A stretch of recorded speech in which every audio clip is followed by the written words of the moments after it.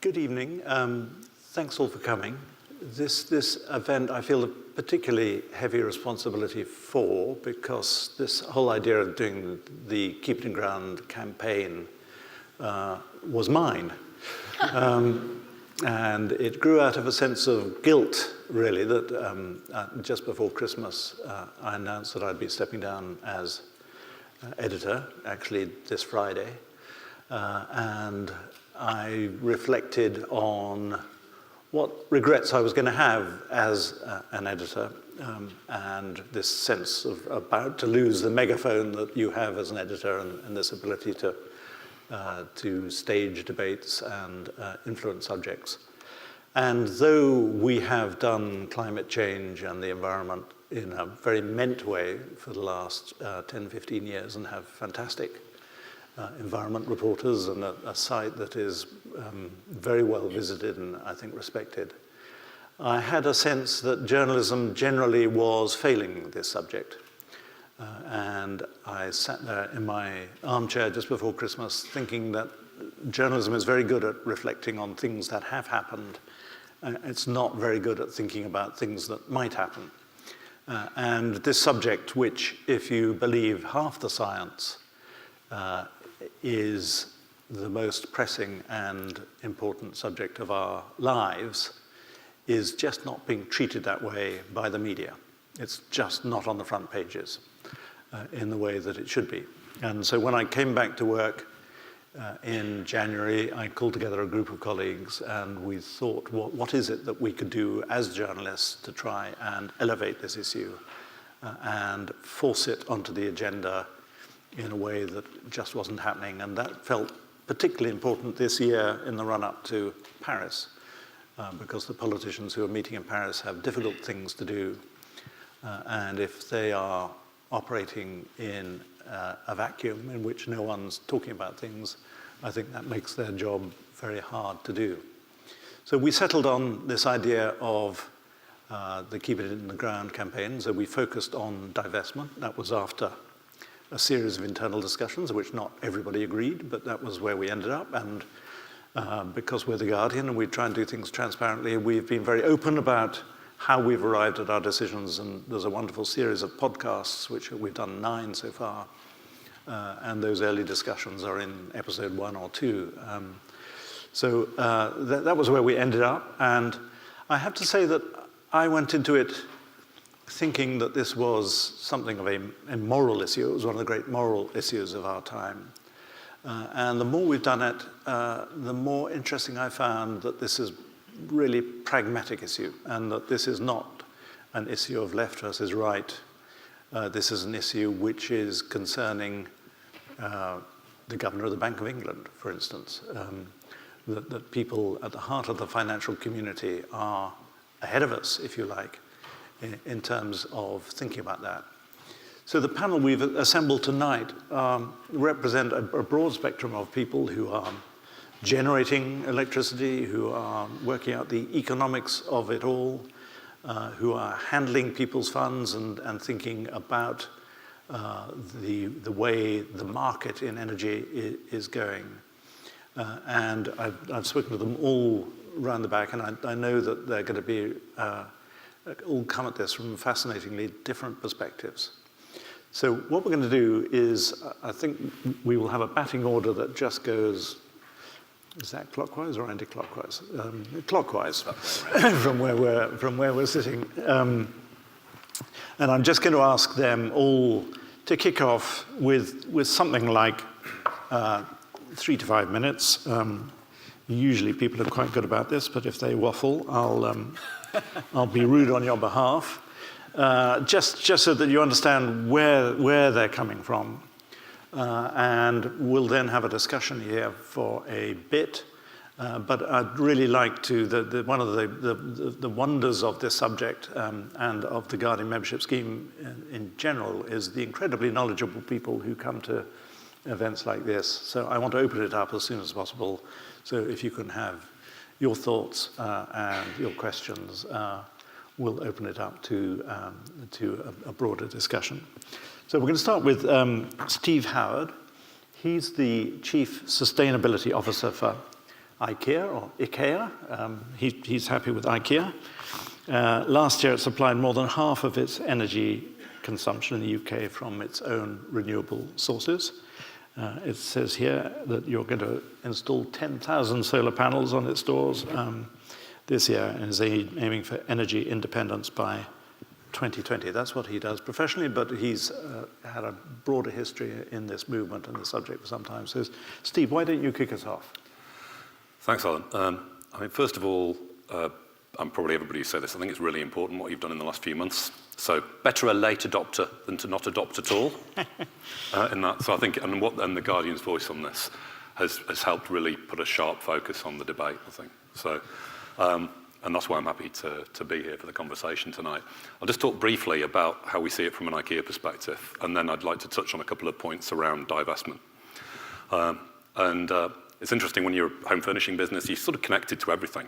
If you think from a materials point of view, from an energy point of view, you've got a food business.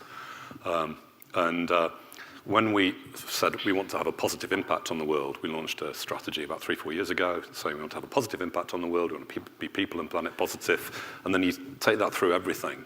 You realise actually there are a lot of areas, a lot of big challenges. How can you be water positive, forest positive? How can you be climate positive as a business? And if you say in our crowded world where we're 7 billion people, 3 billion people lifting up out of poverty by 2030 or shortly thereafter, we have to have businesses that have a positive impact on the world. Being less bad will not be good enough. Simple as that. So you start to frame it like that, and then you break it down into different areas. So on energy, we said, actually, let's be 100% renewable and do it with assets we own and operate ourselves.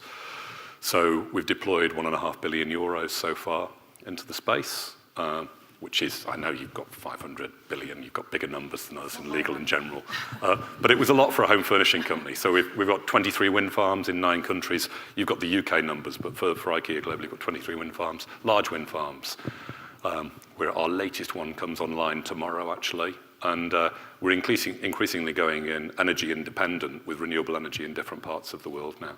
And that's exciting and motivating for the business, and it makes great business sense, and it's great from an environmental point of view. And when we looked at our product mix and said, okay, let's pick the areas where we have highest impact. I'm just going to give you one rather than make it like a long IKEA thing.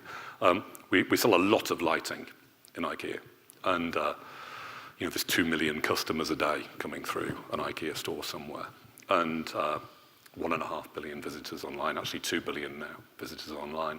And so we sell a lot of lighting, and we had the classic lighting mix, a lot of halogen bulbs still, halogen bulbs, which are a disaster really. Last 3-4 months in the ceiling, you're always changing them. Energy hungry, still should be labelled as heaters rather than light bulbs. So actually we said, let's buy 1st of September this year, this was just over 3 years ago, we said, let's flip everything and be 100% LED and only sell LEDs. And then, so we used it as a transformational agenda and an innovation challenge for the business. And that's where it gets exciting. I've got this mantra, which is you need 100% goals where you go all in. Because if you set 90% goals, everybody wants to be in the 10%. If you 50%, everybody's just confused. When you say 100%, it's very clear what success looks like. So we're on target now to only sell LEDs by 1st of September this year. Fantastic price development with something that will last more than 20 years, a fundamentally better product. The energy saving from the LEDs we sell this year will save the energy of all the households of a city like Amsterdam. Actually, over their lifetime, they'll save the energy of the annual energy use of a small country like Ireland. So that's what you can do when you go for it. So it's a 3.5-year transformation for the business. So we've got to set this as a sort of 100% mindset, go all in transformational change. And then on divestment's really interesting because we look at our business and so there's some things we can take care of easily, like electricity's relatively easy for us. And heat, we can take heat. We're going for wood waste for all of our heat energy. But then when it comes to the shipping, even if you try to be breathtakingly efficient for shipping, then we need to work on a longer term agenda, and we cannot stop using oil tomorrow, even if we did everything possible. We'd have to close the business down. So then we need this sort of managed transition. So how do we reconcile divestment with a managed transition? And I think what we've done is we've said, actually, let's go for an aggressive investment strategy where we invest in everything possible to develop this new clean green economy at pace and at scale. And then let's work out so we're in the middle of this right now of looking at, we've actually free from fossil fuel with one of the large pots of money where we manage from IKEA Group, but we have foundation assets behind us and pension funds as well. And there we're looking, actually, can we have are we going to be activist investors or are we going to be divestors? And I think that's a very interesting question, and I think we need both. And I think what the divestment movement is throws the real challenge that we have and the timeframes we have into sharp focus. So I think even though the divestment movement will not change everything because it won't perhaps get to full scale, it's hugely provocative. The activist investors, because what we want to do is to have companies who are going to be part of the 2-3 decades transition here. It's not a century-long transition. Nick will talk to this with more facts than I have at hand, but it's a 2-3 decade long transition out of fossil fuels. It's into the cleanest fossil fuels as fast as possible. It's stopping with the exploration, especially of the heavy fossil fuels. So we're just exploring, do we go activist investor or do we go divestor? And one last thought is, two last thoughts actually. One is it's a lot wider than fossil fuels. So fossil fuels are really important in this, but it's about cement, it's about steel, it's about the transport sector, it's about meat, the meat industry. We could have picked on meat if we'd wanted to. Probably most people here still eat a little bit of meat. Wouldn't be quite as comfortable, especially at dinner time. But there are other sectors that are very carbon intensive, and we need to look at those. So let's go on this one, and then let's work through and see how do we transform all of these sectors at pace and at scale. But how do we do it? The last point is, how do we do it in a way where we're respectful of the people in those industries? Because actually, most people are good, well-intentioned, they love their kids, they're doing what they thought was a good job and with good intentions, and suddenly it's not anymore. Suddenly you're the tobacco industry. Sorry for anybody that works for the tobacco industry. Well, not really sorry for anybody that works for the tobacco industry. But so, if you're in that situation, actually, because we'll need the people with the project managers, the finance people, the engineers, we need these people, and we actually do need a managed transition. So how do we move with intensity in that without demonizing people and ending up in trench warfare? But I think it's a fantastic time we're in now. And this isn't just the beginning of the end of fossil fuels. It's the beginning of something else, which is really exciting.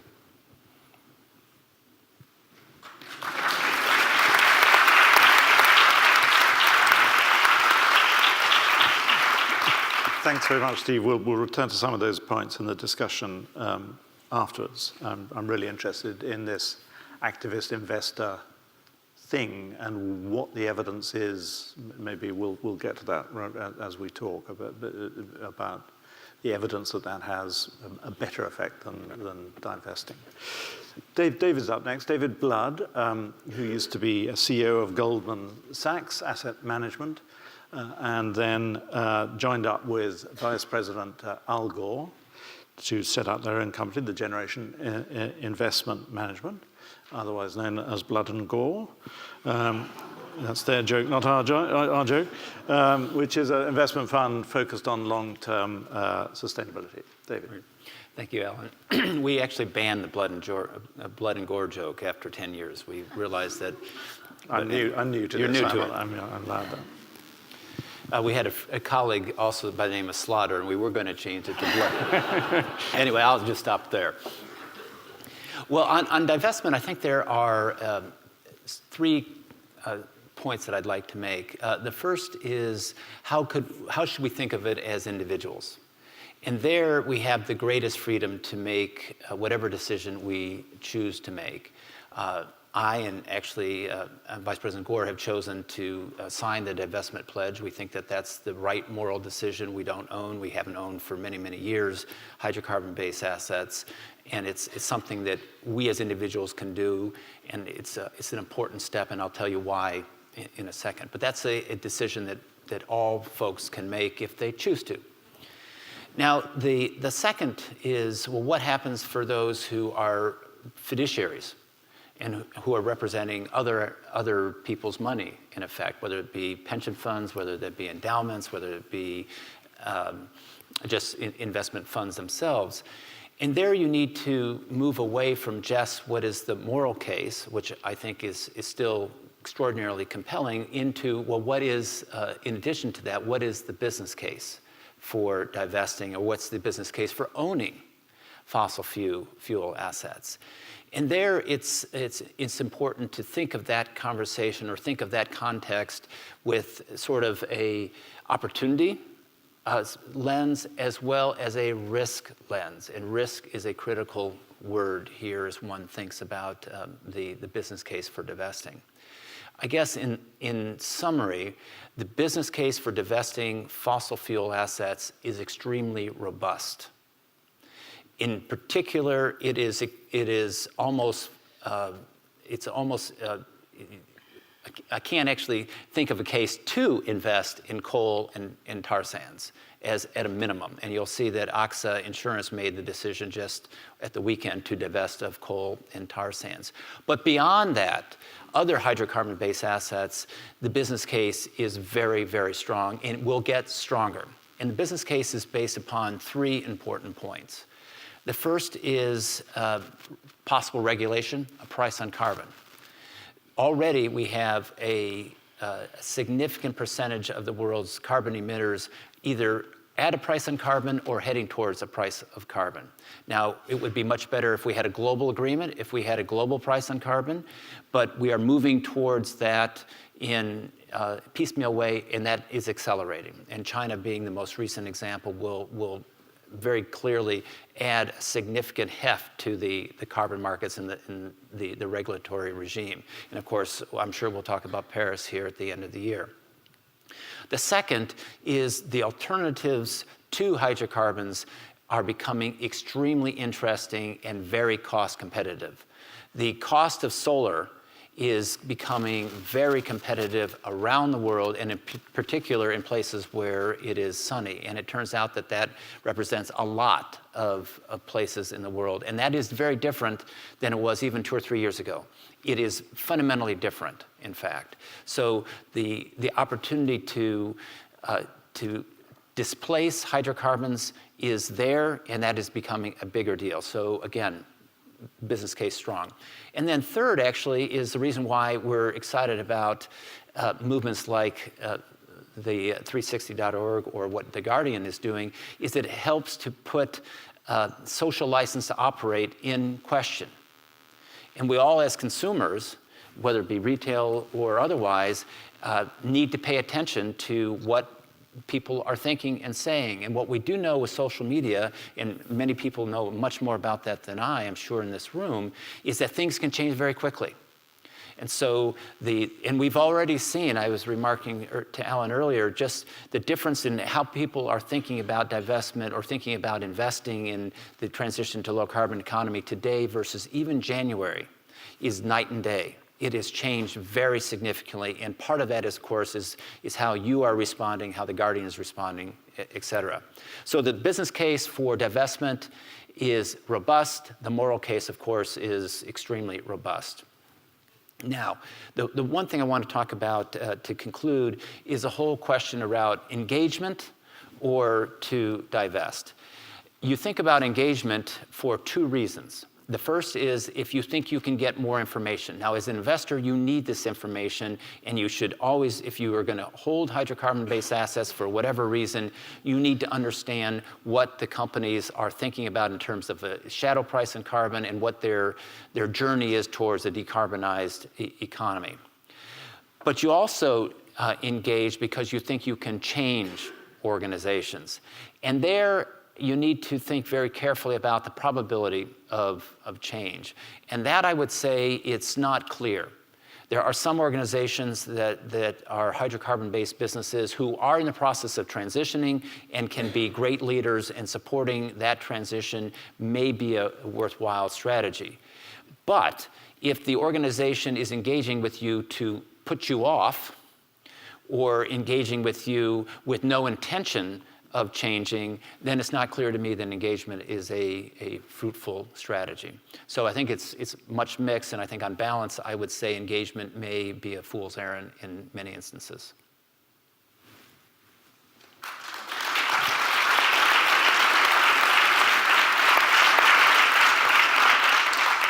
just if I'd given you £1 million 10 years ago, David, how would my £1 million fare against if somebody had put that into a conventional FTSE tracking investment fund? Well, it could be luck, but you would have fared pretty well. If you Better? You would have fared much better than investing in the market if you had invested with Generation. Why is that luck? Pardon me? Why is that luck? Well, you never know. You're supposed to say it's genius. No, isn't it? I'd like to say All that, right, okay. but, well, maybe. You're American. You're Yeah. allowed to boast, yeah. He didn't understand the word quite earlier. He said this campaign has been quite good. I said, do you mean it's been quite good or it's been quite good? And you meant it was quite good. Yeah. Yeah. This is Lisa Ashford. She's the CEO of Ethics, which is a non-profit ethical investment platform, which works with individual investors, financial advisors, and social businesses to promote the positive investment market. You used the term charismatic carbon in a piece that I read by you the other day, which I hadn't heard before. That was an old piece, okay. It still comes top of Google. Lisa. Thank you. So ethics to date has been actually more on the periphery of the divestment debate, largely because people have come to us and they know what they don't want to do, but they have no idea how to do something more positive with their money. And so that is why essentially ethics was formed, in order to provide the types of products to individuals to make that transition, to put their money to good use. And they are doing that through investing in renewable energy, specifically community energy, where £15 million close to has been invested in the last couple of years through our platform. That's interesting because it's a growing area, and also the organizations that people are investing in are democratic organizations. So there's a kind of wider question here, which I'll come back to in a minute. It's also about providing social finance products, less negatively screened funds which might still have fossil fuels, but actually positive funds which are investing in companies that actually have a social impact and can create some positive impact, which is great. But when it comes to divestment, there's a kind of wider question, I think. And people are now starting to really think about this moral responsibility that society has, and that they're pushing forward on this position. And I think that there are three elements to that when it comes to divestment. The first is people really don't want to contribute to climate change, or at least, probably the majority of the people who are supporting the Keep It in the Ground campaign. The second is that there is a growing mistrust in organizations in the financial sector, in oil and gas sectors. Can you really trust those organizations to do the right thing? Is BP going to go beyond petroleum? Probably not, Also, do they have the right corporate governance and risk management structure in place such that catastrophic events won't happen? We've seen them in the financial markets, we've seen them in oil and gas markets, and people are quite frankly quite sick of it. And so that is also part of what's fueling this support towards divestment. And then thirdly, it's much more obvious. It's, well, what are you doing with my money? Or what are you doing with my money? And what is the transparency behind what those organizations are investing in? Do we really know? Is the information available? Do we trust the organization to make all of that information completely available to the public so that we can make the best choices about where we put our money? We've already seen in the oil sector overstatement of reserves. That's again a huge problem. Actually, if we're investing in those organizations, is the valuation correct? So that leads to the whole issue of potential stranded assets. So we're seeing much more direct action. We're seeing that people really want to have much more control over their money. They want more direct responsibility and connection between what their money is doing. And so they're asking organizations that they're connected to, whether they be faith-based organizations, whether they be businesses that they work for, or the government itself, and they're saying, well, what are you doing? And, what is my place in that? So I think that divestment has become something which people are feeling very energetic about because it's a wider issue.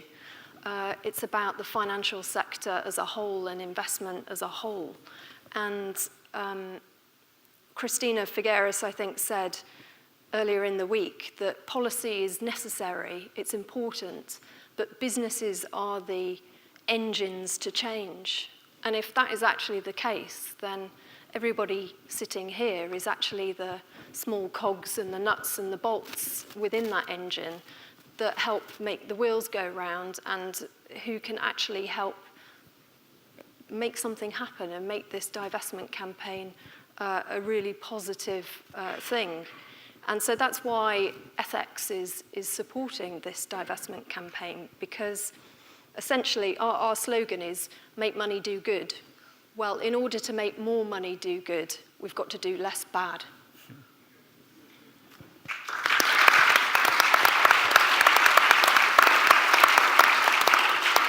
I'm really interested, Lisa, when you talk about people, is that Guardian readers or... well, it's, because we've got 210,000 signatures for this campaign at the moment, but my sense is that this is much more mainstream than sometimes is written about in the press. I think that's right. And the types of people who are making these investments we're seeing vary greatly in terms of where they're coming from. We've got different hotspots within the UK, which are positive investment hotspots. We have a wide range of different sectors that people work within. It's not just, the norm, what you would expect. And also ages. One of our last share offers, which was a community share offer for community energy, renewable energy in Plymouth, the youngest investor was 18, the oldest investor was 91. Meryam Omi, you're head of sustainability at Legal & General Investment Management, which is one of the world's largest investment managers, a huge pension provider, and it is the arm of the Legal & General Group, which is a FTSE 100 company. We were having a very interesting conversation back there about the enormous changes in your industry. Give us a taste of that. Yes, just so to give a background on Legal & General Investment Management, as Alan said, we are the investment arm of Legal & General. We manage about 500 billion pounds. It's not my money. My pension is a very, very small part of that. Main bulk of that money is pension scheme money. A lot of it is UK pension schemes. On top of that, there is institutional money as well as retail money. So maybe some of your pension or investments are invested through some of our funds that we manage. The kind of assets that we manage is sort of equities, bonds, property, infrastructure, and so on. But just in the context of equities, which is where you own the companies, more than 95% of what we manage is an index tracking fund. So the client chooses the index that they want to track. It might be like FTSE or shares, and then we just sort of replicate that index. And this is an important point when we're talking about divestment, because we literally can't divest for you unless you tell us to. And so there, the question becomes, how do you make changes when you own the companies and you have no choice you can't basically divest out of them. So there are different levels that we can engage.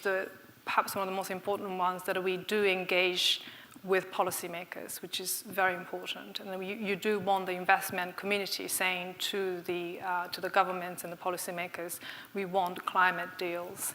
And I think just today we made a statement, our CEO made a statement with 100 other CEOs from the investment community asking finance ministers globally to come with an agreement in Paris this year. So we can push for that level, and it's important that we have a voice. The second level is obviously talking to companies, and I think we can get into how far engagement can go. What you do want is a divestment matching with engagement, because if you divest your investment tomorrow, it might not be felt. So you do want your managers to be saying, actually, this is a financial issue, or for some of you it's a moral issue, but it's predominantly a financial issue, and people are starting to tilt or lessen the exposure to fossil fuel as a result of what's happening in the energy dynamics.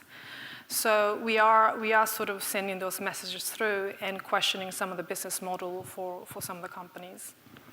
And the third level, which is very important, is that we can obviously develop new funds for our clients.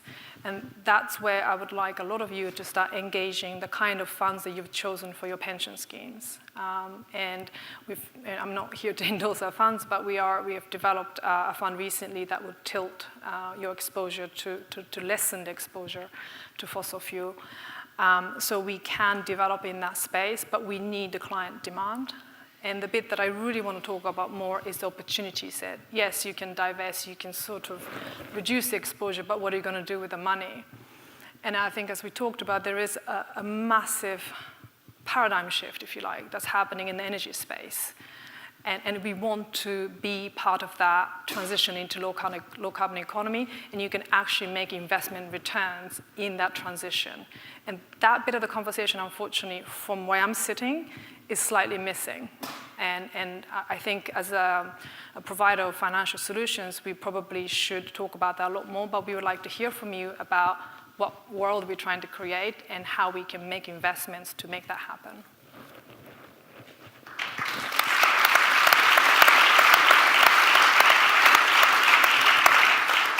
How easy I mean, there may be people in the audience tonight listening to this conversation, thinking, well, actually, I would like to switch.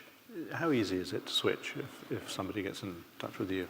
So it depends on your investment. So some of your pensions might be defined benefits or final salary scheme, where there's like a board of trustees making your decision. Or like me, you probably have a defined contribution scheme. So you picking the funds yourself. And like many of us are just going to the default fund and haven't really thought about it. And so there you can actually pick and choose your own funds. So there you can do that. If you're talking about investments, sort of like ISA type of investments, you have a lot more choices as well.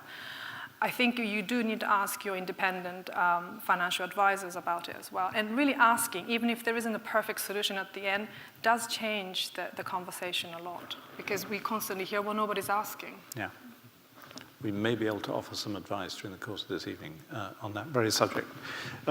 Nick Stern doesn't need much introduction, because when he wrote his Stern report at the urging of Gordon Brown, he became a very high-profile figure. Didn't make comfortable reading, but had tremendous credibility because of Nick's credentials as a very distinguished economist. He was the chief economist at the World Bank, the LSE. He's president of the British Academy, now in the House of Lords. And Nick, I think you've just written a book which is about to be published called Why Are We Waiting? Okay. We can guess what that's referring to. Thank you for the plug. Come to the LSE on June the 3rd at 6:30, and you can hear me talking about that. But I wanted to begin with a bit of investment advice. Buy The Guardian on Friday is going to be worth much more than its face value. The last one edited by Alan, and it could end up being worth more than the last edition of the News of the World. I just have to correct you, it'd be Saturday's edition. Saturdays? I work my last day on Friday, but the paper comes out on Saturday. Yeah. Okay, well, see, you have to pay a little more. Flexible pricing. Yeah. Also, on behalf of the British Academy, I wanted to say how happy we are to join with you in sponsoring this, and we're going to be continuing this discussion at the Academy in the autumn with a series of on energy and the environment, where we'll investigate a lot of these issues in the period just before the Paris meeting. But let me begin, and it'll be the main theme of what I want to say, with urgency, and reminding ourselves where the numbers come from for leave it in the ground. Essentially, the radiative forcing, what drives the warming, what drives the climate change, is the concentration of greenhouse gases in the atmosphere. And that comes about from the sum total of what you've done in the past. So what the concentrations will be in the second half of this century is shaped by the emissions over the coming decades.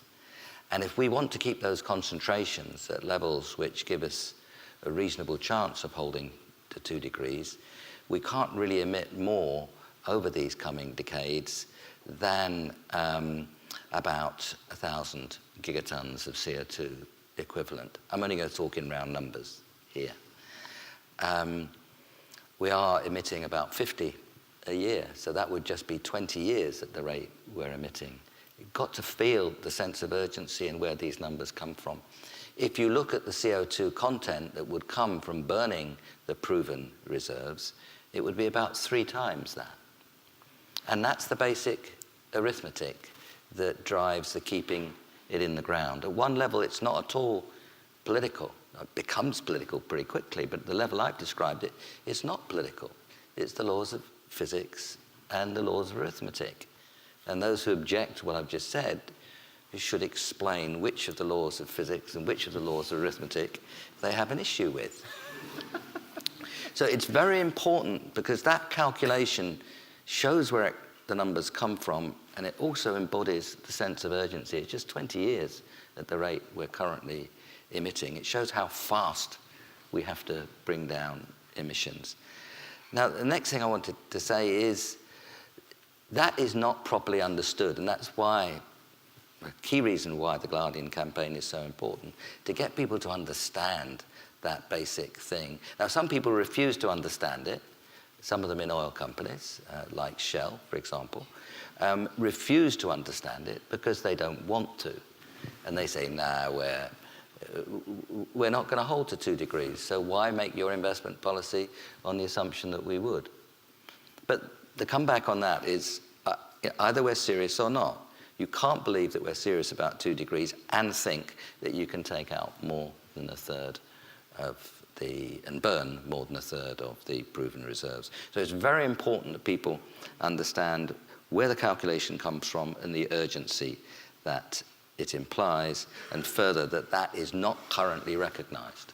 So we have to ask ourselves the question, how can we change that recognition? Public discussion, of course, newspapers, one way of doing it, but pressure also.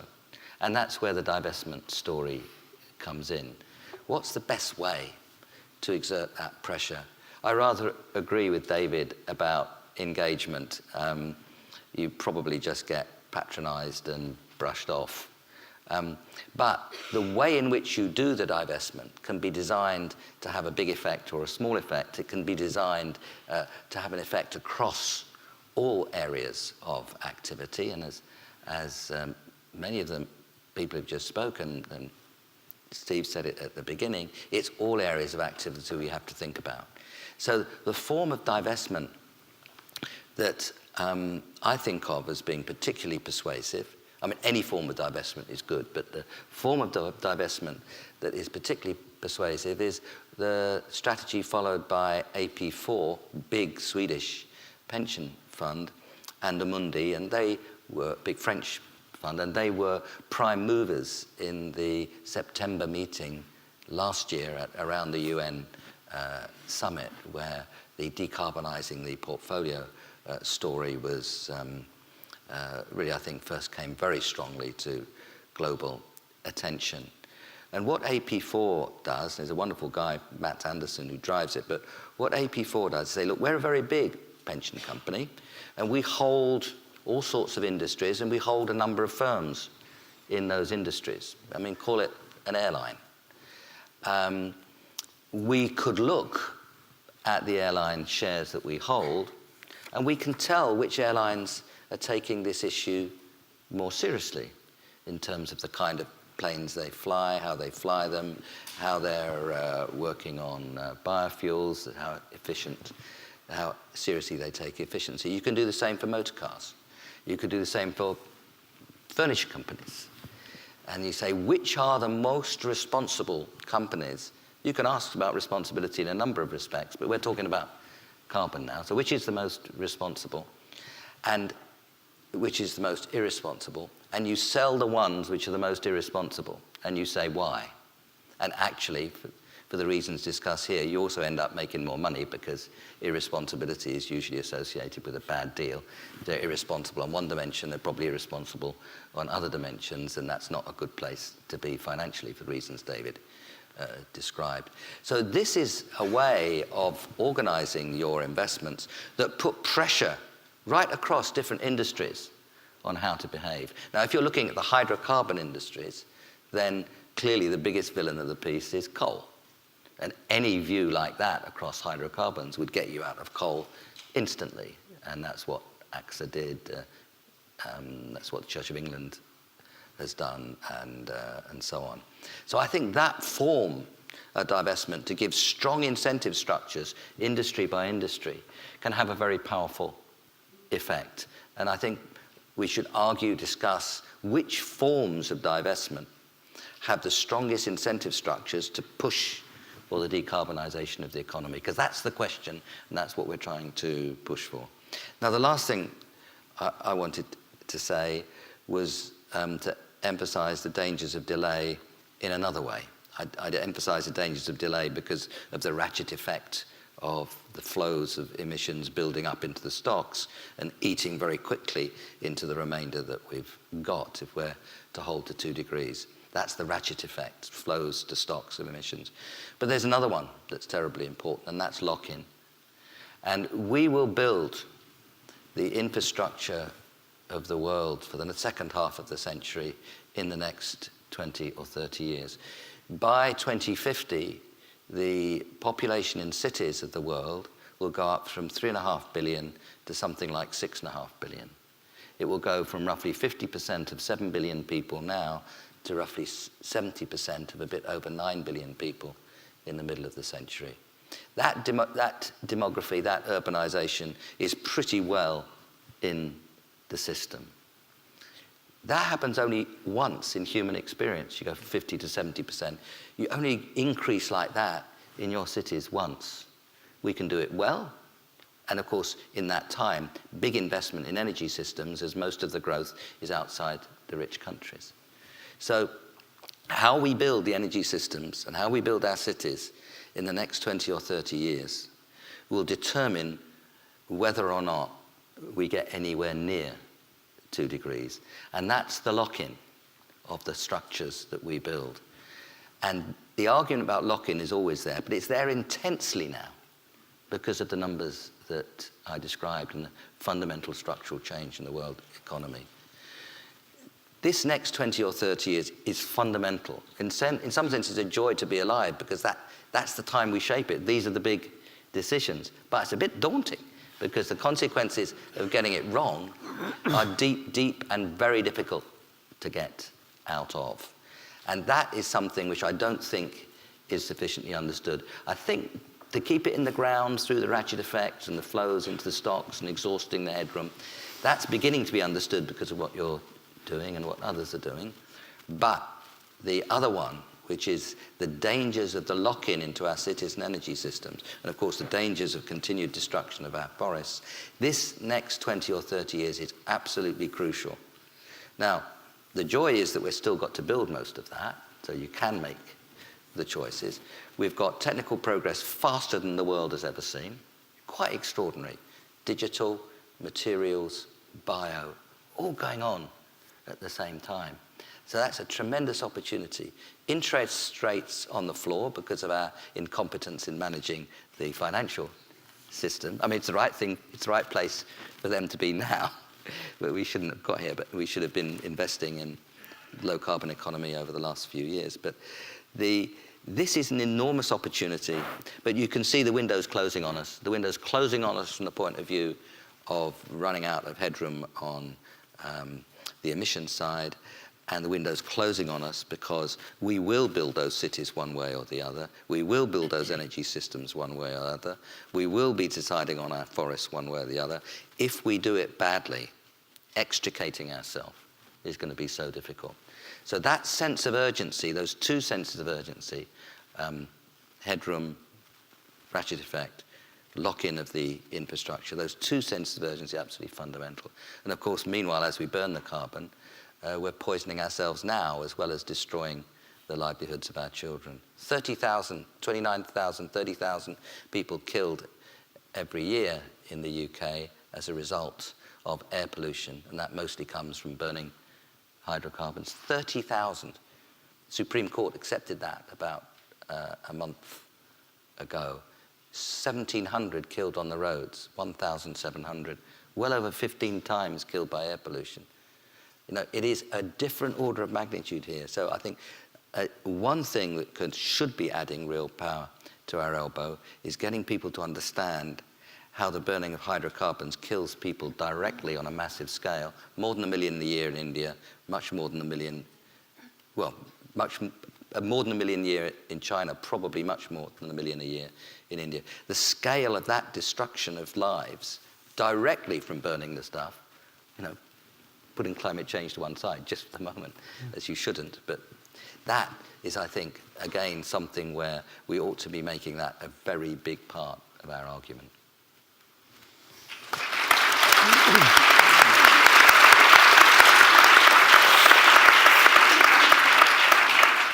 Those figures on health, of course, for us are particularly interesting because the two institutions we've decided to try and apply pressure on, the Gates Foundation and the Wellcome Trust, which we've always said are wonderful institutions. We've got no quarrel with any of their work, but they do work in the field of health. And we are, I think, by highlighting their refusal to divest, drawing attention to this tension in what they do between their work on health on the one hand and the consequences of their investing in fossil fuels. And I was interested in what you're saying about when you divest from the worst companies, saying why. One of the frustrations with Gates and Wellcome is that they've both actually got out of Exxon in the last 2 or 3 years. But when you ask them and say, well, why, they won't say. And there's some sort of Masonic something or other going on here, which I don't quite understand as to why, if you're taking the stance that you are, and if they got out of Exxon for good reasons, they won't come out and say that. But if there's anybody from Gates or Wellcome here, that would be an interesting question to hear. Our final panelist is Dale Vince. When we were talking before, I think you described yourself as an old hippie. Was that? I don't think I used the word old. All right, sorry. I mean, ex-hippie. Ex-hippie. Is that a fair description? But there are not many ex-hippies who are running companies with a turnover of 100 million. So why don't you tell us your journey there and your concerns generally about tonight? Okay. Well, I spent about 10 years living on the road looking for an alternative way to live, a low-impact way to live, because that's the kind of thing that drives me. And in the early 90s, as I was saying, I decided to drop back in and try and build a big windmill because I felt that we needed to change the way that we made energy in this country because it was the biggest single source of carbon emissions and therefore climate change. And that was really the thought process that began what is now Ecotricity. We focused from that time on primarily onshore wind, and we moved into solar. We introduced green gas to Britain in 2010. We've got some wave machines and R&D and that kind of stuff. But we've extended our mission, more importantly, into the spheres of transport and food, because energy, transport and food between them account for about 80% of everybody's personal carbon emissions and 80% of all unsustainability.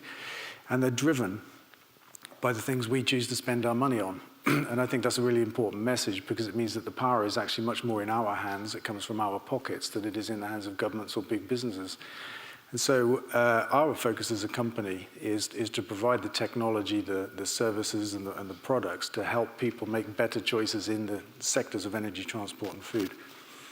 That kind of leads me to where I am on the whole divestment campaign thing. Because I think it's an important thing to do. I think it's a good thing to do, but I don't think on its own it's anything like enough. Because simply selling shares in a fossil fuel company doesn't undermine its fundamental business plan. The problem is that we're all demanding fossil fuels, and that's what underpins the business plan. In Britain, we spent £50 billion last year buying fossil fuels. And through our government, we spend another 30 billion in subsidies, most of them kind of unseen subsidies for the fossil fuel industry. That's 80 billion pounds a year of fundamental underpinning of the business models of fossil fuel companies. So I think that actually, alongside a divestment campaign, we need a boycott campaign. We all need to stop buying fossil fuels. And it's actually a lot easier than it's ever been and than it sounds. And this is not a plug for Ecotricity, but we can all buy green energy, green electricity, green gas. Electric cars are entering the market now at pace, growing quite exponentially. They're quite cost competitive, very cheap to run, and zero emission if you run them on green energy. So two big choices you can make right now to run your home on green energy and drive yourself around using it. We need a consumer boycott, and I also think that we need our government to stop subsidising the fossil fuel industry, which I say is a sum of £30 billion a year, according more or less to an IMF report, I think, that came out last week. I read about it in The Guardian, so it must be true. And so I think divestment, yes, absolutely, but consumer boycott, I think, is actually more important, and the end of fossil fuel subsidies, and these three things together can get us to where we need to be.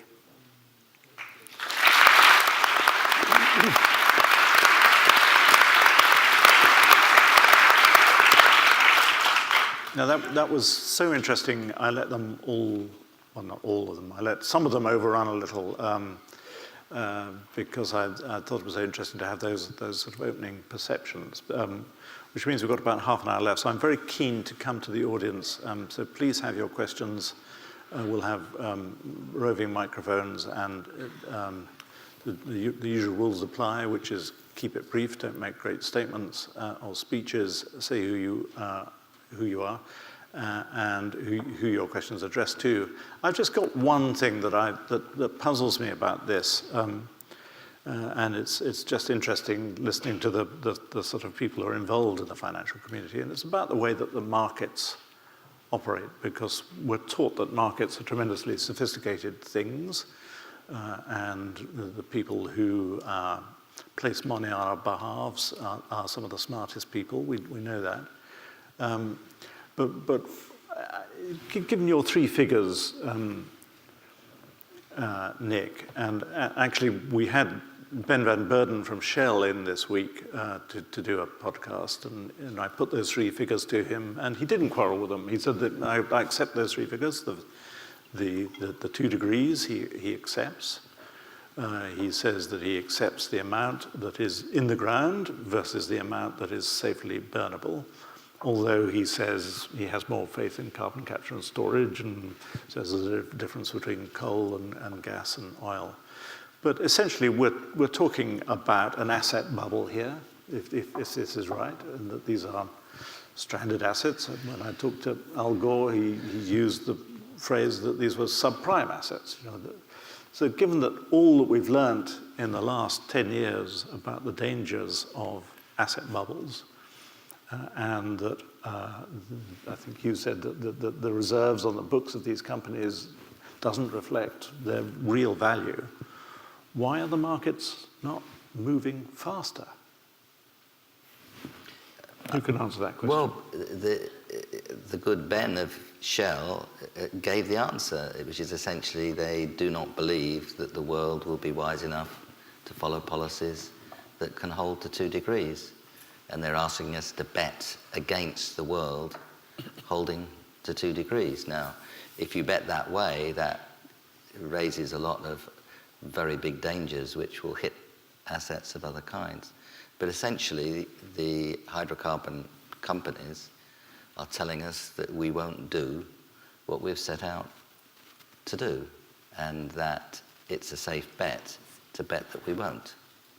That's the argument, and we have to try to show that they're wrong, that we can get people, and the world's people will insist, if they read The Guardian and if they think hard, the world's people insist that we must follow those policies, and we try to build pressure of the kind that boycotts, and pressure of the kind that companies and generation investments and investment vehicles here, you build that pressure to try to make that 2 degrees assumption correct and the forecast of the energy companies wrong.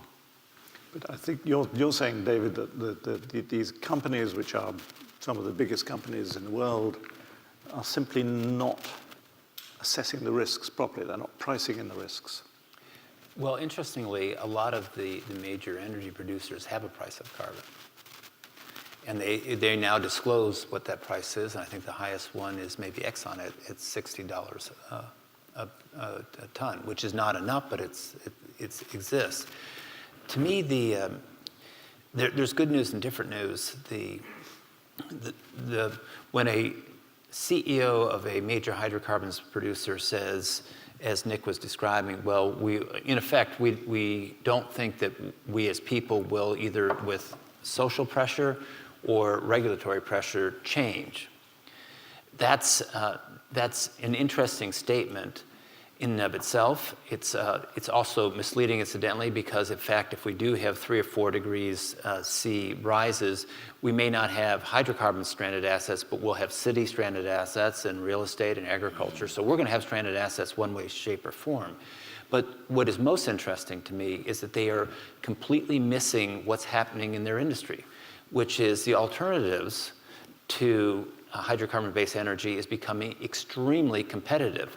And for them to say, well, for the next 20 or 30 years, we do not believe wind, solar, energy efficiency will be sufficient to displace hydrocarbons is a really very silly thing to be saying, given all the technology and all the technology journeys that we have witnessed here in the last 10 to 20 years. So it does not speak highly of them. Now, the great news so is... They're forecasting technology wrongly as well as policy wrongly. That's exactly right. Sorry, that's a better way to say it. Now, the great news is the market is catching on. And slowly but surely, a number of energy businesses are being priced down. The average price of coal companies in the United States are down about 80% in the last 12 to 18 months. So changes are happening. The divestment campaigns do matter, but when significant institutional investors are saying we are divesting from coal and tar sands, that is going to make a big difference, and that affects price. And then we move on to the next one and the next one and the next one. Does the media reporting of this have an influence on this? I mean, you were talking about wind farms, Steve, but if you read the Telegraph or the Mail, or actually most of the British press, you'd think that wind was a completely busted flush, that there was no future in wind. Most people, renewable energy is as popular as chocolate, really. You know, almost everybody likes renewable energy. There is a slight agency effect of if it's right next door, there are issues there, and with good public planning, you can do it. So 23 wind farms, we've had almost no problems with public attitudes around them. And they generate real power. Yeah, no, I mean, people like it. And I think the public's kind of with this. And I think the media, let's say, you come back to your question around why is the investment community not moved faster? And I think it's a really important question.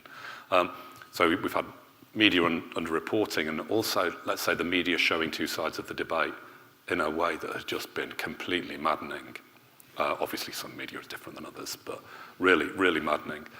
To create, to sustain the view that you're allowed, that you can, it's perfectly legitimate to doubt, as Nick was saying, the fundamental physics of this.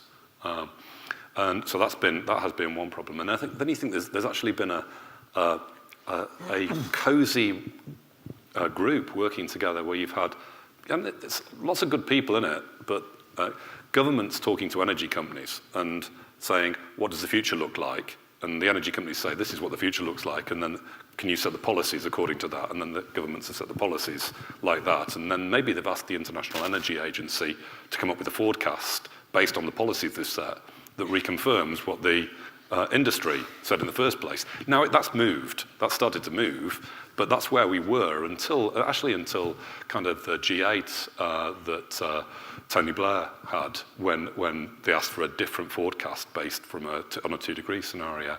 So you've had that there as an issue.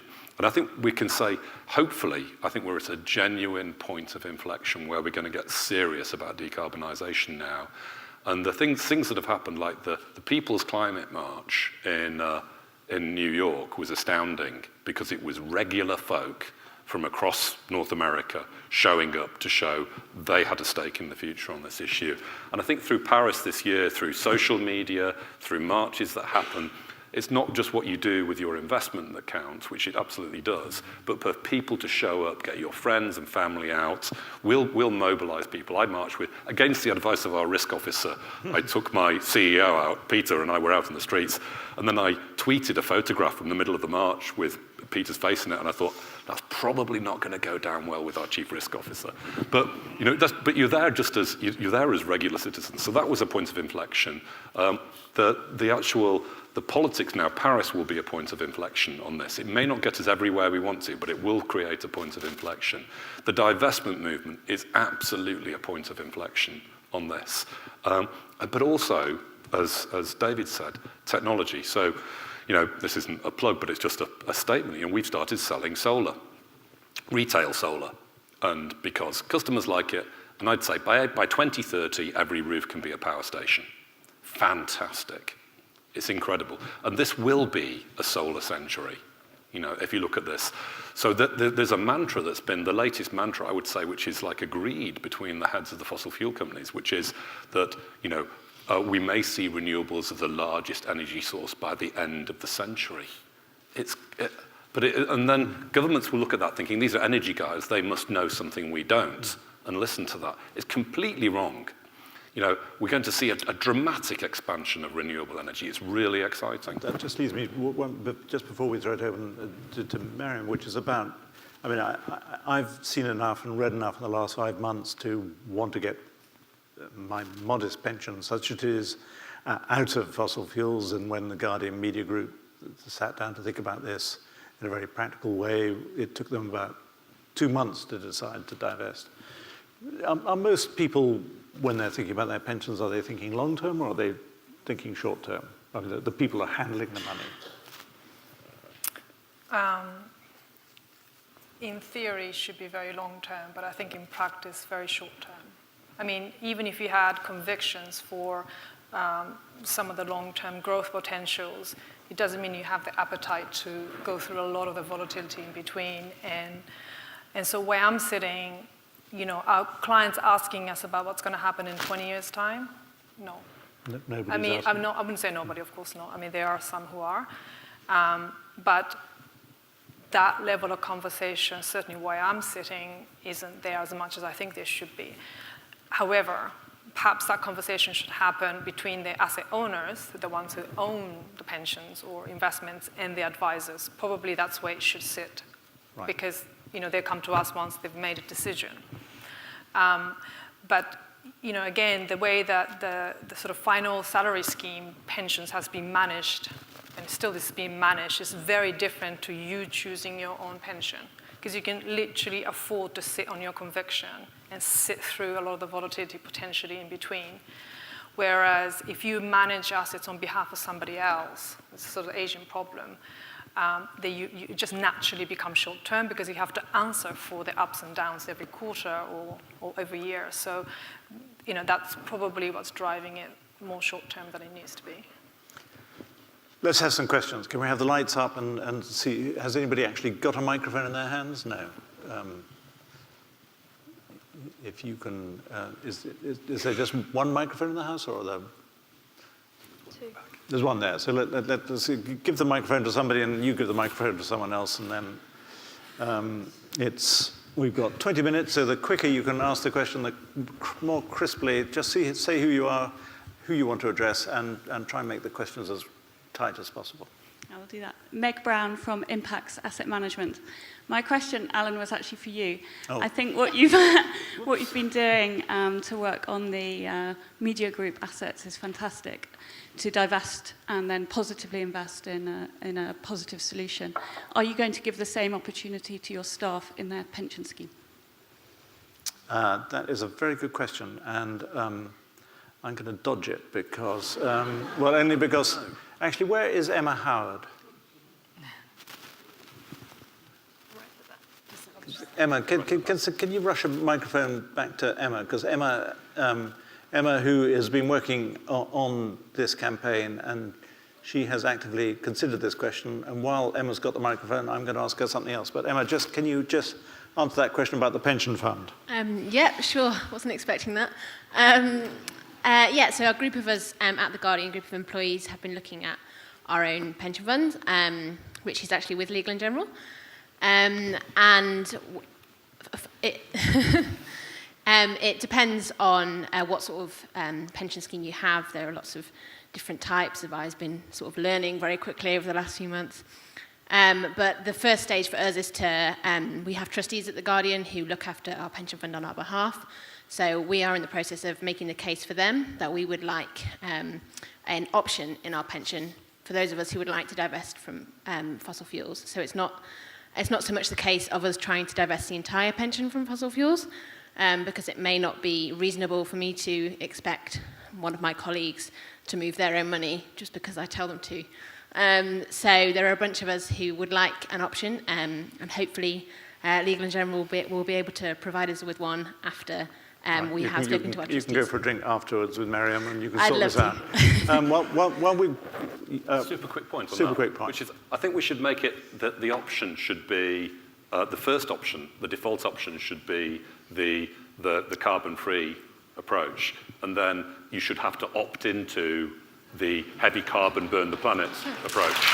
Yes, please. And Emma, while you've got them, don't take the microphone away from Emma yet, just because I'm going to do a quick advert for the new series that we're about to launch, which is called Divest Your Life. And this is for anybody in the audience who's thinking about the money that they own. As I understand it, Emma, it's as simple as this. We're working with Share Action, and you just email us and say, I want to divest my life, and you say where your pension is, and we will ping you back a letter already written to send to your pension supplier, pension manager, to say how you can do it. Have I got it right? Yeah, that's pretty much very right. good of me, wasn't it? Yeah. So Share Action, a responsible investment charity. There is somebody from there here today, I think, Sophia. Hey. And we've worked with them, and they've created for us a tool where you can just type in your pension fund or your employer, and you can find out who the person is that you need to be speaking to.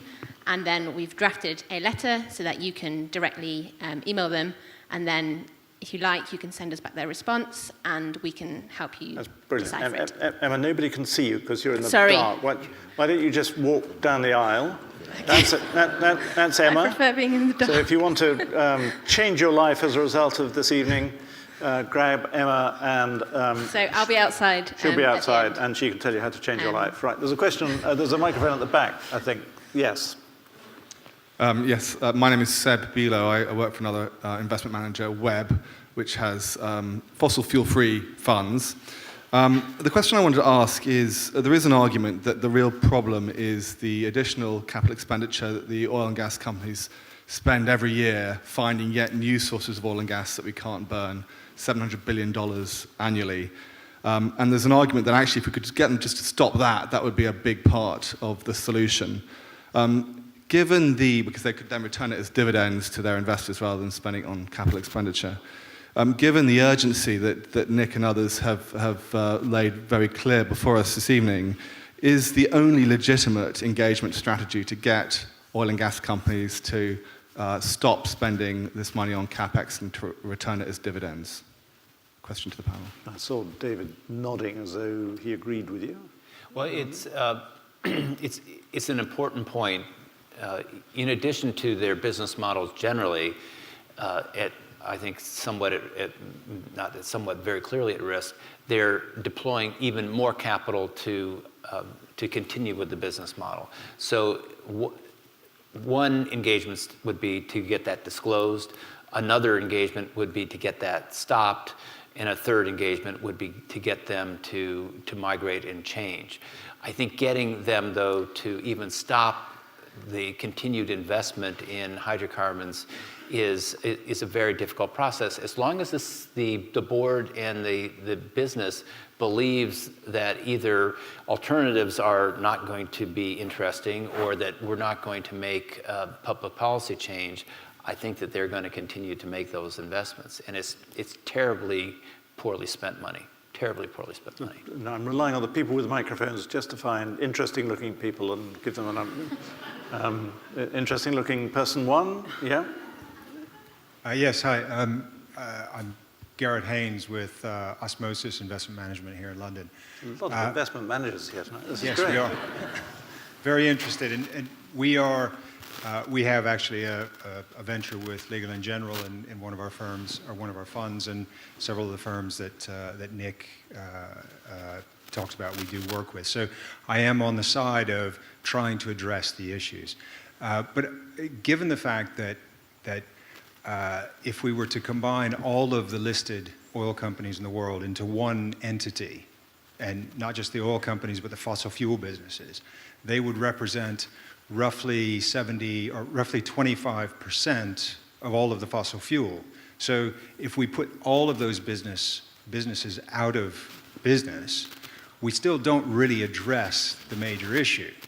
When in fact, Dale is very clearly suggested that the way to address is not to interrupt supply, but to destroy demand. And it's the demand destruction that we need to really be focused on. And that is finding alternatives and trying to use less of the less energy, less fuel, do less of what we're doing to create the problem at a time when, as Nick pointed out, we've got an increase in demand by more than 100% coming over the next 30 years. Is this leading to a question? And the question is a comment from the group, or to try and get comment on the fact that divestment may work as a raising of awareness, but is it not the destruction of demand that we really should be focused on, and not just simply changing hands? Your point is that essentially 75% of the assets are not owned by companies, but by...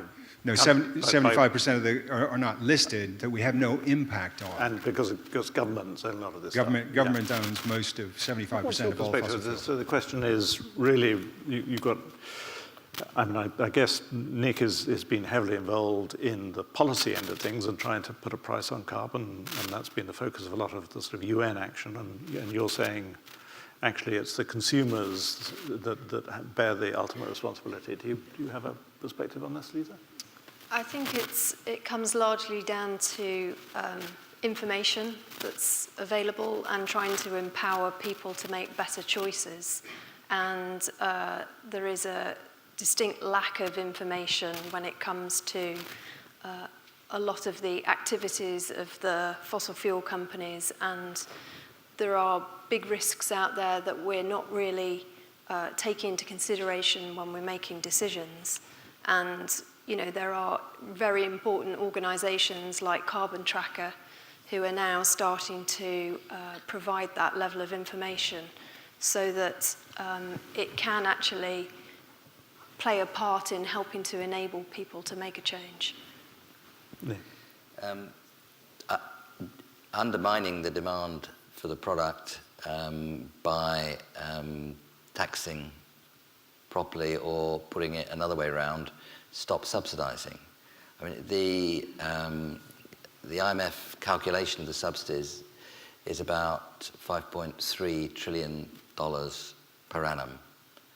That's world GDP is ballpark $80 trillion. You're talking about more than 6% of world GDP. Expenditure on primary energy would be about that much. So, essentially you've got subsidies of something like 100%. It is massive. And, the IMF, sober women and men in suits and all that, their calculations, I think, are robust and clear.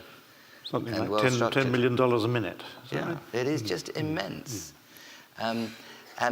So the best way to undermine the demand is to face people properly with the prices. And half of those subsidies are around air pollution. And it's such a big thing. About a quarter is on not charging properly for carbon. Now, I actually think it's much bigger than they said, because they used a carbon dioxide price of about $35 a tonne, and it should be much, much higher than that. So in a sense, they underestimated the subsidies. But that would be absolutely fundamental, and it's stopping subsidizing pollution. And that, what's wrong? I mean, what's there not to like about that? Interesting looking man there. How about an interesting looking woman on that side, just to get the gender balance right? Interesting man. Very kind of you, Alan. So interesting. Julian Poulter from the Asset Owners Disclosure Project. We also run voteyourpension.org.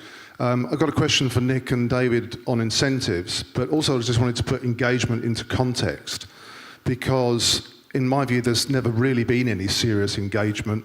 In the US, there are 20 times more shareholder resolutions than in the rest of the world put together, and even there, they're not binding.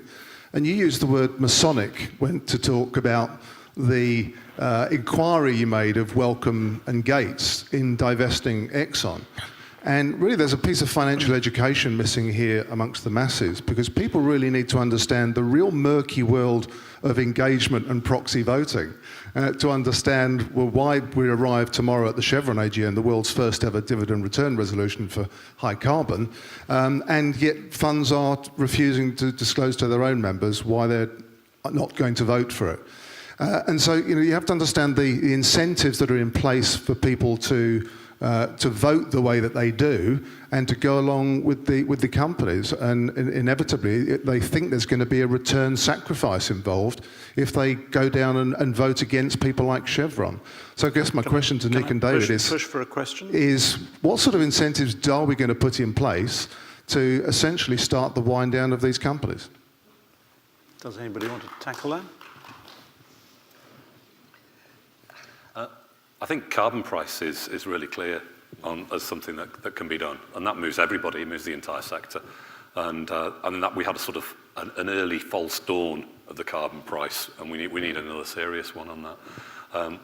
And that's the best signal. I actually stood up in front of 200 government leaders last year and said, you can regulate us, you can tax us. And then one of our NGO advisory boards said to my CEO, Steve stood up and said, you can tax us, which is quite unusual. But I think it's about creating a level playing field, and that will drive change in a major way. We need a strong carbon price. Which, funnily enough, the fossil fuel companies would probably welcome, wouldn't they? Yes, but it's interesting enough, they say that they want a $100 a tonne carbon price, because then they'll do CCS, because you need that sort of carbon price to do carbon capture and storage. And no government's ready to do that level of carbon price. So you're basically betting the future of the industry on a policy you think no government's going to enact to deliver a technology that's largely not fully proven at scale. So that there's a sincerity issue around it, which isn't fully worked through. I think the language matters. Stop subsidizing. If you allow people to do something very costly for nothing, like poison the air, emit carbon, that's a subsidy. So I think we should increasingly use language that there are subsidies to the fossil fuel industries on a massive scale. Stop those subsidies. The other thing I think is scrutiny. Things like carbon tracker, more and more grading of public grading of what people are doing, sort of turn the spotlight on it, I think would help as well. Did we find an interesting person over here? I can't see. Oh, there you are. You're a man, but never mind. Let me through. I'm not an asset manager. So, Auburn Thurston from Merton Power. I run a tiny energy cooperative in southwest London. I'm declaring an interest. I'm a customer of Dale Vince, and I'm also working for the solar company that IKEA uses. But my question really is about industrial organisation and economic organisation. It may be much longer than 20 minutes. I appreciate that. Excuse me. David told us that some companies effectively are negotiating as part of the divestment conversation, effectively in bad faith.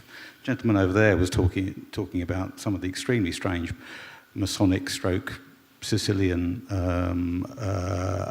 reasons why people carry on voting the way they are as proxy shareholders. The question is, isn't this much more about control of organisations, and isn't it a particular crisis, yet another crisis, if you follow the kind of Will Hutton argument about Anglo-American short-termism of industrial organisations? Cooperatives is possibly an answer. I'm going to take it, yeah? Do you want to take that? I mean, just to your point, I think corporate governance is a massive issue in all of this, and risk management within organisations, and the push from individuals to actually see more of a democratic financial system and also energy system.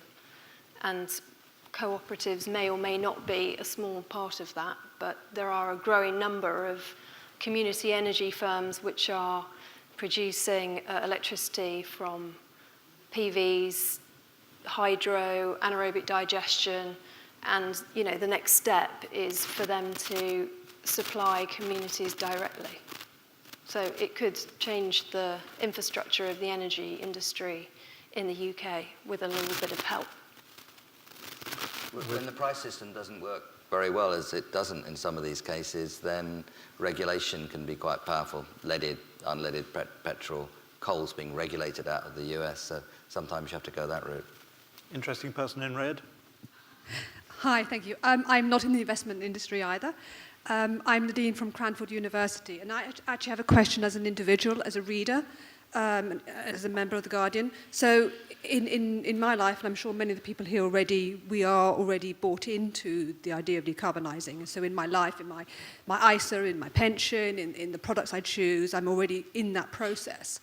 But what really, really irritates me, and I'm sure irritates a lot of people here, is that the tax I pay is subsidising the companies I'm trying to get out of. So what can we together, with the power that you guys have, both as businesses, and I hate to say this, but as lobbying government, but as policymakers, and also as the platform that The Guardian have, what can we together do to stop my tax, me paying tax, to oil companies that I'm doing everything I can to not buy from?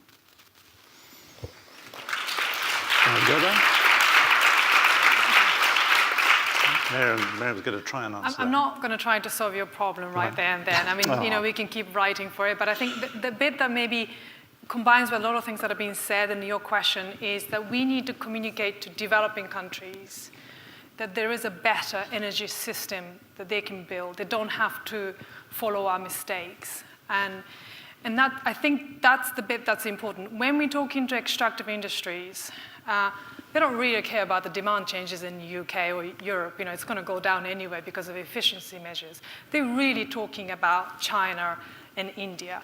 And particularly India, they're literally sort of starting now. And they've kind of made quite ambitious targets around solar. But they're kind of having to go, well, coal is really cheap, and you've got this solar that needs a lot of investment. And they're at that point, when they're subsidizing electricity a lot, they have the choice to build an energy system that would hopefully be a lot more resilient and secure also, because you don't necessarily have to import a lot. And perhaps in the future, you don't have to subsidize too much because you're generating the energy internally. So I'm talking really big right now, and I'm not saying that I can solve the problem, and nobody can, but I think that picture of building a better energy system is an important conversation to have. You talked about the lock-in of the system. We're building those systems in those countries now, and we can invest into the solutions now, but we need to visualize that. Because if you just go by the price, it would be coal. And then the government will just keep subsidizing just so that the electricity price doesn't go too high. So I think we do need to look at the macroeconomic dynamics and then try to reduce the demand for fossil fuel through technologies and through new solutions. I'm afraid we've broken through the 8:30 barrier already, so I'm going to see if there's one final question. Yes, hello. Yes, Hi. there, and then we probably ought to wrap up. Please. Hello, I'm Sarah Butler-Sloss from the Ashton Trust, and whereas I'm a trustee of a small foundation, which I'm pleased to say 6 or 7 years ago divested and invested away from fossil fuel and into clean tech. And as a result, actually, our income has increased, and the investments have done better than if we'd stayed in fossil fuels.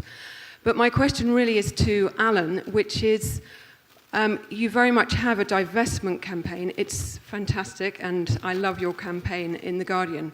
But why are you not talking more about investing in the clean technologies? Because aren't these absolutely crucial on the other side of the equation to get us into the clean energy revolution that we need?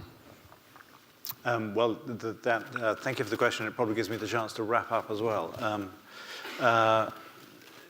I mean, when we went into this, and if you haven't listened to the series of podcasts that we've done, the first couple of podcasts, we've been very transparent about the internal debates that we had about whether divestment was the right issue or not, and we knew that some people wouldn't agree with that, and we had lots of interesting conversations about the things that we should also cover. And I thought that the problem is the broader we spread it, the more we become just like the day-to-day environmental coverage we've had for the last 10 years.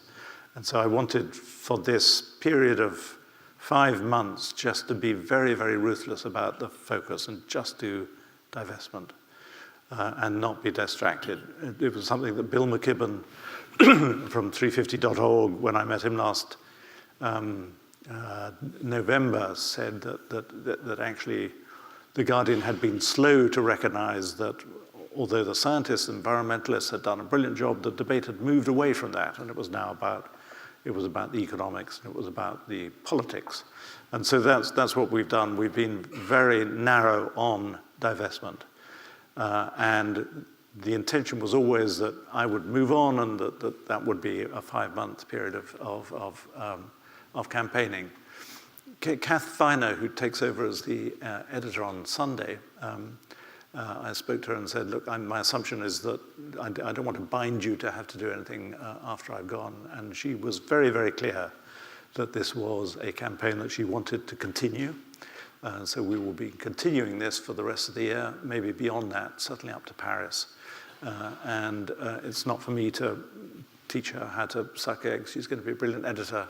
But I think what you're saying is essentially right, that one ought to be getting into some of the things we've been talking about tonight, the real optimism that exists about the startling technological changes, the money that's going into them, the capacity and the changes around solar, what you've been talking about, essentially what everyone's been talking about tonight and it has made their lives. I've been struck. I mean, Nick, I think, has terrified us tonight, and he's very good at that. But I've also been struck by the real optimism there is in this debate, and a sense that we could be on the cusp of something very exciting. So thank you for coming tonight.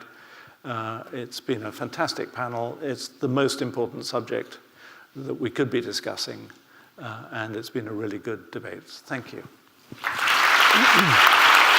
And he just sat there shouting at me for half an hour and demanded to know if I was a communist, if I'd taken drugs. And then he wanted to interview my wife, and I just sort of sat there thinking, this is the maddest man I've ever met. But Magnus said, it'll be all right. And it was really interesting. I mean, it was, incredibly, it was during the height of Iran-Contra and an amazing thing. And then just as I'd unpacked my last suitcase, he closed the newspaper.